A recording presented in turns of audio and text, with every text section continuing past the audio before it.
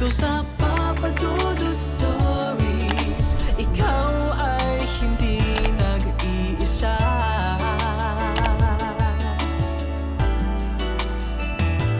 Dito sa Papa Dudut Stories, may nagmamahal sa'yo.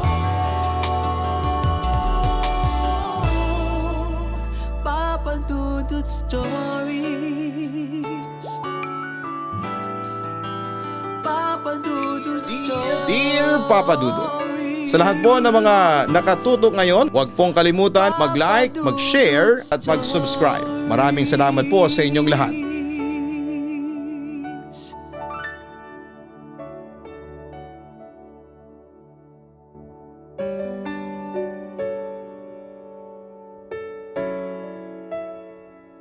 Dear Papa Dudut, magandang gabi sa inyong lahat. Ako po si Joaquin Palmares Jr., isa ninyong masugid na tagapakinig sa radyo at sa YouTube, subscriber since 2020.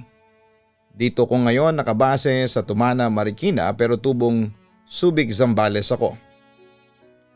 Nais ko sanang i-share sa inyo ang aking kwentong kababalaghan dahil na-inspired ako sa isa ninyong kwento, yung may title na Santo at Batong Itim. Sa totoo lang, Papa Dudut, ay hindi ko alam kung paano ko sisimulan ang kwentong ito. Pero pakiramdam ko ay kailangan ko itong ibahagi. Hindi po ako mahilig sa mga kwentong kababalaghan. Lumaki akong hindi naniniwala sa multo, aswang o kung anumang nilalang na sinasabi ng mga matatanda. Pero may mga bagay na kahit na anong paliwanag ang gawin mo, hindi mo kayang ipagsawalang bahala. Nagsimula ang lahat noong grade 5 ako. Kapag uwian na namin ay lagi akong naglilinis ng bahay dahil mag-isa lamang ako tuwing alas 4 hanggang alas 7 ng gabi. Dahil may mga pasok pa ang iba kong mga kapatid at ang iba ay nasa galaan. One time, noong uwian na namin, pagod ako, nagpahinga muna ako ng halos 1 oras tapos nag-cellphone. Pagkatapos noon, Papa Dudut, ay sinimulan ko ng maglinis ng bahay dahil lagpas alas 7 na at pauwi na ang mga kasama ko sa bahay. Madilim na ng mga oras na yon. Ang bahay kasi namin ay parang kubo sa labas pero hollow blocks sa loob. Merong ilaw banda sa kubo na may ilawan pati sa loob. Pero konti nga lang. At dahil tamad na akong buksan ang ilaw sa loob ay hindi ko na lamang binuksan. Ang binuksan ko na lamang ay yung bintana para may liwanag ng kaunti dahil may ilaw sa labas. Ayon, nagwalis na ako sa loob at meron kasi kaming aparador sa bahay. Nakaharap sa akin.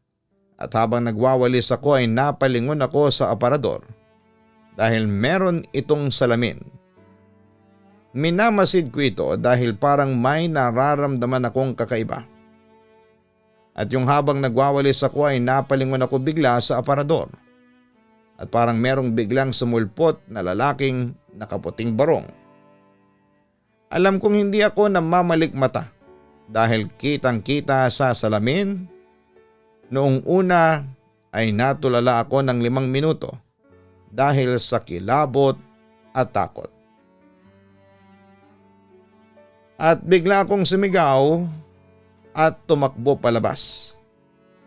Narinig ng pinsan ko ang sigaw ko at tinanong niya kung anong nangyari, ngunit hindi ako nakapagsalita dahil sa takot. Pagkatapos noon ay bigla akong pumunta sa tita ko dahil nandoon ang nakatatanda kong kapatid na nakikipag-inuman sa mga pinsan namin. Nagdalawang isip ako kung sasabihin ko ba or dededmahin ko na lamang. Pero nanginginig ako at napansin nila yon. At tinanong nila kung ano ang nangyari at sinabi ko sa kanila yon at bigla akong naiyak. Biglang nagsitayuan ang mga balahibo ko. At sabi nila ay puntahan daw namin ang bahay. at chinek nila yung bahay pati yung aparador at pinakalma nila ako dahil nanginginig nga ako. Pagkatapos kong mahimasmasan, sabi ng kuya ko sa isa kong kapatid na nakakatanda sa akin ay bantayan muna ako dahil nagluluto siya. At yun nga papadudot, nagluluto na siya noon habang ako naman ay ang dami kong naiisip at bigla na lang akong may nakita na paa na naglalakad pero wala namang katawan. At nung lumingon ako kay kuya at sinabi, pero ito'y biglang nawala. Siyempre nagpanik na naman ako noon kasi first time kong makakita ng ganon. At matagal na kami sa bahay na yon pero wala namang kaming nai-experience na nagmumulto roon. Kaya naging palaisipan sa akin bakit bigla na lamang akong nakakita ng multo sa bahay namin. Noong gabing yon ay hindi talaga ako nakatulog. Kinabukasan naman ay dinala ako ng mga magulang ko sa simbahan at kinausap ang isang pare. Gumaan naman ang pakiramdam ko pagkatapos niya akong dasalan. At simula noon ay hindi na ulit ako nakakita pa ng mga multo. Makalipas ang ilang linggo, bumalik na ulit sa normal ang buhay ko. Nakalimutan ko na yung mga nakita ko at naging madasali na rin po ako. So akala ko ay sapat na yon papadudot para maging payapa na ang buhay ko. Pero isang araw, hindi ko akalain na magkakaroon ulit ng kababalaghan ang aking buhay. Pero bago ako magsimula doon ay hayaan niyo munang i-describe ko sa inyo ang aming bahay. Nasa looban ng bahay namin at bago kayo makapasok sa looban ay may makikita muna kayong malaking bahay which is bahay ng lola ko na namatay na noong pang 2000. Sobrang luma na noon at wala nang nakatira. At kapag tinitigan mo yon is napaka-creepy. Hindi nagtagal ay inayos ni Papa ang bahay na yon at doon kami tumira ng mga magulang ko dahil yung original na bahay namin ay ibinigay na sa panganay kong kuya dahil nag-asawa na ito at magkakaanak na sila ng kambal. Nung una ay diskumpiyado ako sa bahay ni Lola. May 2 palapag doon sa taas pero hindi namin inaakyat kasi sobrang luma na. Kasi parang pag inakyatan mo yon, para kang mahuhulog. Kaya ginawa ng tatay ko ay gumawa siya ng kwarto doon sa ibaba, which is sa sala, kaya doon kami natutulog tapos sa kusina doon mo makikita yung hagdanan as in magkatabi lang yung kainan at yung hagdanan. So ayun na nga papadudot, mga bandang 10 PM yon. Pagkatapos namin kumain ng hapunan ay ginawa ko, tinabihan ko ang aking ina kasi nanonood siya ng TV noon. Tapos yung 2 kong kapatid ay nasa kwarto na namin para matulog. Mga bandang 11 PM, magsi-CR sana ako kaso'y napansin kong hindi pa nakalak yung pintuan. Kaya lumabas ako. Yung pinto namin doon is yung dislide. Pang sinauna siya. Balik tayo sa kwento. Pumasok din agad ako sa loob at sinarado ko na yung pintuan. Kasi yung mga oras na yon ay matutulog na rin si mama. Pagkasarado ko sa pinto ay nag-CR na ako. Pero papadudod.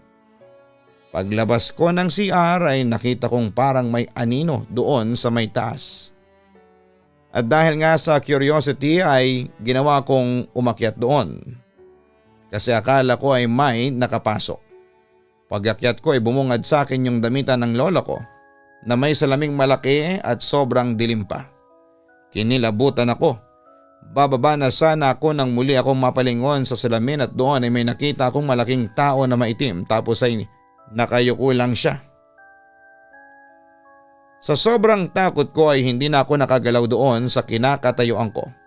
Pero pumikit na lamang ako. Siguro makalipas ang 1 minuto ay may narinig akong tunog na parang naglalakad. Pagdilat kong muli ay napatingin ako sa damitan ng lola ko. At kitang-kita ko na pumasok doon yung lalaking itim na malaki sa salamin. Sa puntong iyon ay nakagalaw na ako at dali-dali akong bumaba at pumasok na sa kwarto. Nagkataon naman nagising pa si mama kaya tinanong niya ako. Bakit Joaquin? Ano nangyari sa'yo? Tanong niya sa akin. Umakyat po ako sa taas kasi may nakita po akong anino. Pag-akyat ko po, doon sa salamin ng tukador ni Lola, may nakita po akong malaking tao na maitim na pumasok sa loob ng salamin. Kwento ko sa aking ina.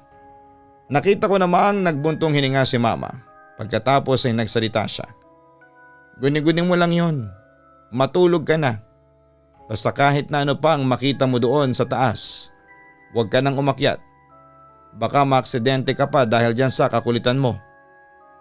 Tandaan mo, 11 anyos ka na. Hindi ka na dapat nagpapaniwala sa mga multo. Dagdag pa ni mama. Wala naman akong choice noon kundi ang matulog na lamang ng gabing yon. Kinaumagahan agad ako nagpunta ng simbahan para magsimba sa pag-asang hindi na ako makakaranas ulit ng kababalaghan sa bahay ni Lola. At mukhang umepekto naman yon kasi isang linggo namang naging okay ang buhay ko. Pero dumating ang Lunes. Galing ako noon sa bahay ng kaklase ko dahil may project kaming ginawa. Since ilang metro lang naman ang layo ng bahay namin sa bahay ng kaklase ko, ay naglakas loob na akong umuwi ng gabi ng mag-isa. At saka malakas ang loob ko noon kasi walang sisita sa akin. Kami lang ng mga kapatid ko ang nasa bahay at umalis ang mga magulang namin papuntang probinsya para may asikasuhin. Mga bandang 11:00 na noon, chinat ako ng mga kapatid ko. Nawala sila sa bahay at sinarado raw nila ang mga ilaw sa buong bahay kaya madilim. Nasa bahay sila ng kaibigan nila nakikipag-inuman dahil birthday nga ng kaibigan nila.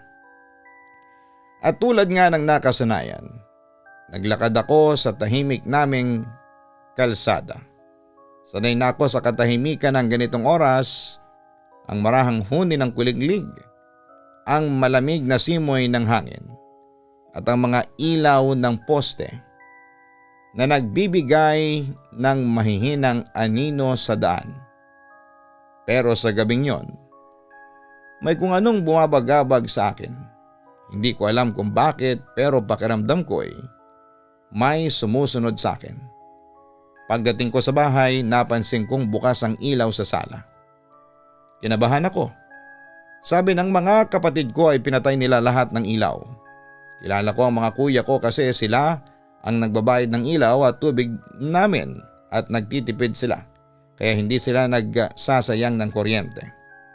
Alam kong wala akong kasama sa bahay kaya hindi dapat may ibang tao sa loob. Dahan-dahan akong lumapit at sumilip sa bintana at doon ko siya nakita. May isang lalaking nakatayo sa harapan ng malaking salamin sa sala. Hindi ko kaagad maaninag ang mukha niya dahil nakatalikod siya. Pero may kung anong pamilyar sa kanya. Parehas ang tindig, ang suot na hoodie, ang kulay ng pantalon, at nang tingnan ko ang kanyang refleksyon sa salamin. Ako. Oo, Papa Dudut. Ako mismo ang nakita ko sa loob ng bahay ko. Hindi ko alam kung paano ako nakakakilos noon. Bigla akong umatras ng lalamig ang buong katawan. Hindi ako makapaniwala sa nakita ko. At bago pa ako makatakbo ay dahan-dahan siyang lumingon sa direksyon ko. Hindi ang katawan niya. Ang refleksyon niya sa salamin ang gumagalaw muna. Nagtagpo ang mga mata namin at saka siya ngumiti, isang ngiti na hindi maipaliwanag. Hindi itong ngiti ng saya, hindi rin ng pagkagulat. Isa itong ngiti ng parang nagsasabing alam kong nandyan ka. Simula ng gabing yon ay hindi na ako mapakali. Hindi ko alam kung ano ang nakita ko. Pero pilit ko itong ipinaliliwanag sa sarili ko. Baka pagod lang ako. Baka guni-guni lang yon. Pero sa kaloob-looban ko ay alam kong hindi ito imahinasyon. Alam kong may ibang bagay na gumagalaw sa loob ng bahay ko. Papadudot ilang gabi akong hindi makatulog. May mga pagkakataong pakiramdam ko ay may nakatingin sa akin mula sa dilim. Minsan sa gilid ng paningin ko. Para bang may anino akong nakikita na mabilis na naglalaho kapag nililingon ko. Hindi ko sinasabi kanino man ang tungkol dito. Hindi ko rin alam kung maniniwala sila kung sakaling ikwento ko.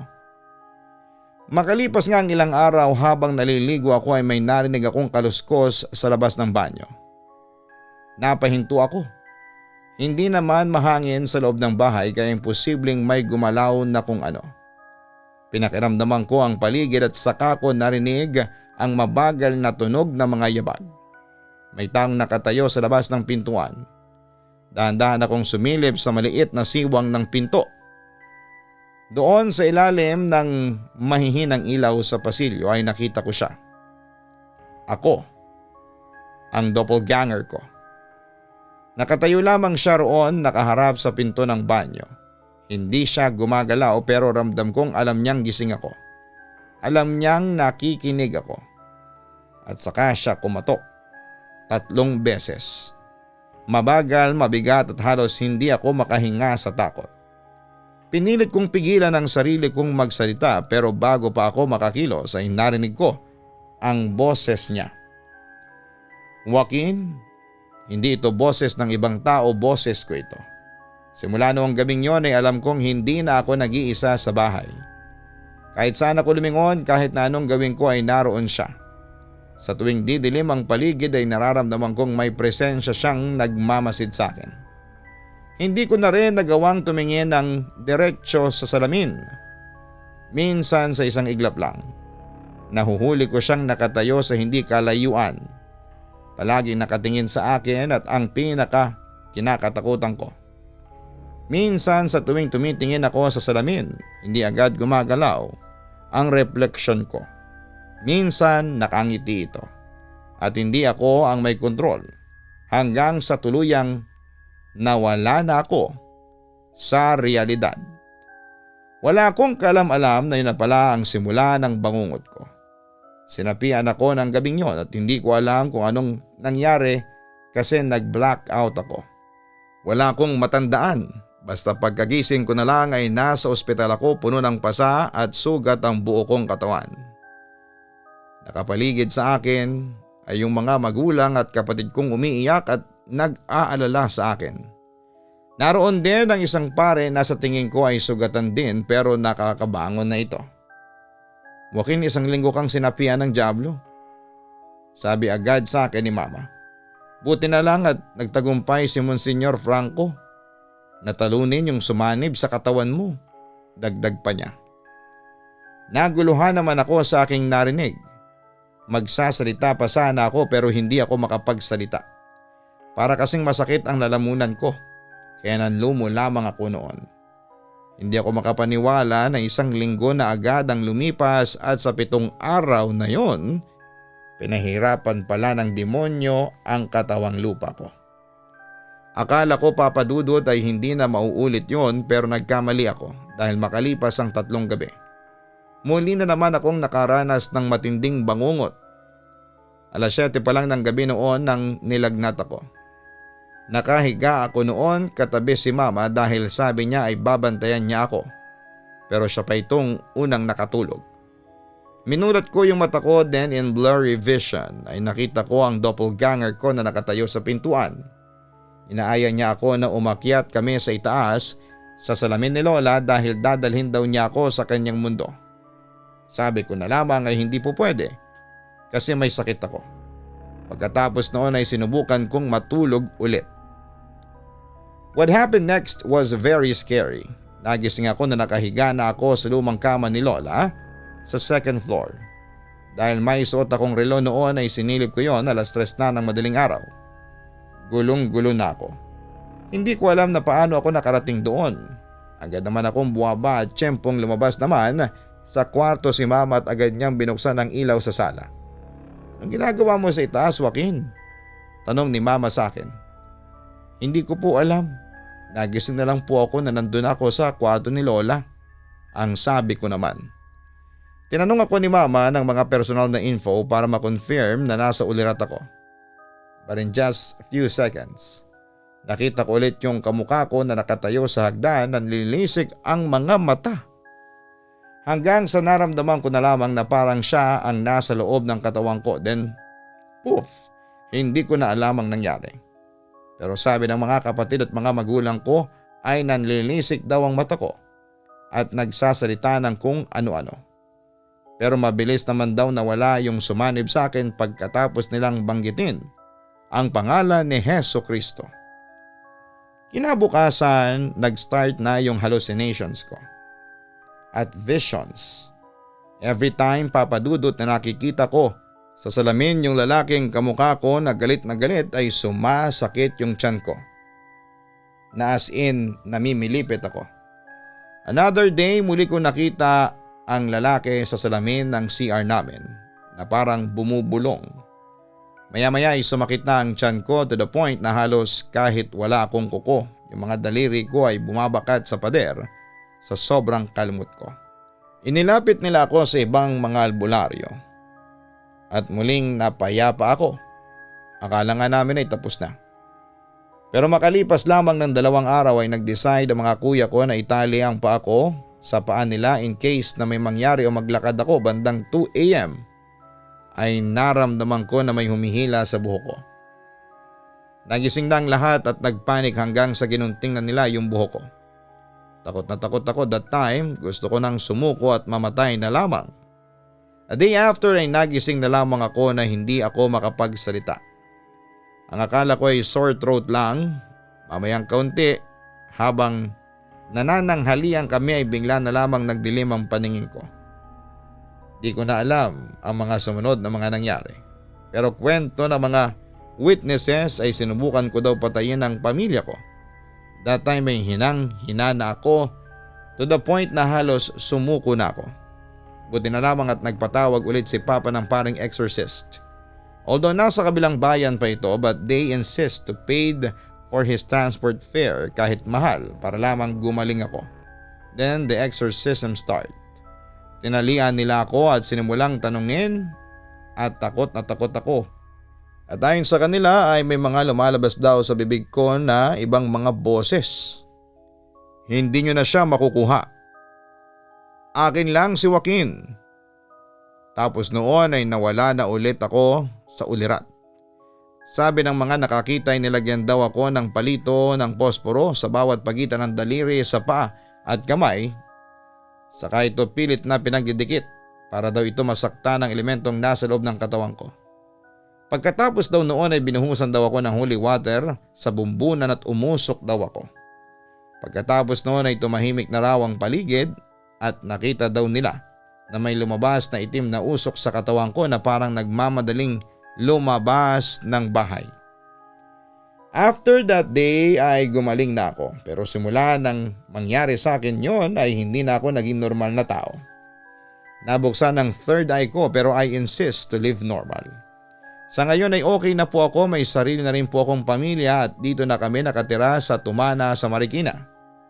Nagiba na rin pala yung bahay ni Lola at tinayuan na lamang ng apartment kung saan ay doon nakatira ang mga kapatid kong may mga pamilya na rin. Sa kabilang banda ay wala na sina mama at papa dahil na rin sa katandaan. Ganun pa man ay nananatili ang mga alaala nila sa akin. Papa Dudut, dito ko na po tatapusin ang kwento ko. Sana po ay mabasa mo ito at mapiling i-ere sa Papa Dudut YouTube channel. Muli maraming salamat at magandang gabi sa inyong lahat. Lubos na gumagalang, Joaquin Palmares Jr. Maraming salamat Joaquin sa pag-share mo ng kwento sa aming programa. Kapag usapan ng sapi o demonic possession, palagi niyong tatandaan na ipaubaya ninyo ito sa mga exorcist na tinalaga ng simbahan dahil sila ang mas nakakaalam at sila ay na-trained para sa ganitong sitwasyon. Mahirap kalaban ang dyablo pero wala silang panalo dahil alam natin sa atin nakapanig ang Diyos. Kaya huwag kang mawala ng pananampalataya o paniniwala kahit na maraming hindi magandang pangyayari ang nagaganap sa iyong buhay. Pray and you'll be saved. Hanapin ang Kaistorya YouTube channel at mag-subscribe. Ganon din sa Papa Dudut Family YouTube channel. Magandang araw po sa inyong lahat.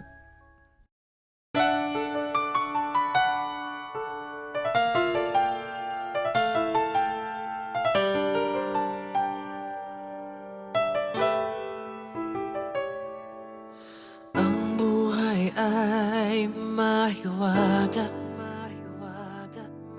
laging may lungkot at saya. Sa Papa Dudut Stories, laging may karamay ka.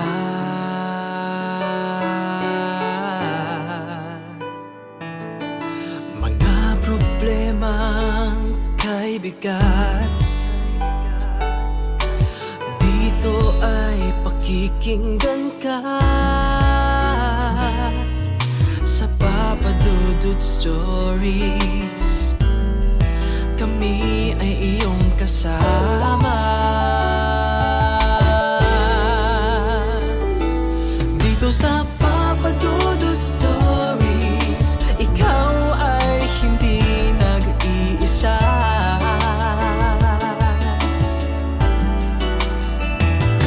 Dito sa Papa Dudut Stories, may nagmamahal sa'yo. Papa Dudut Stories,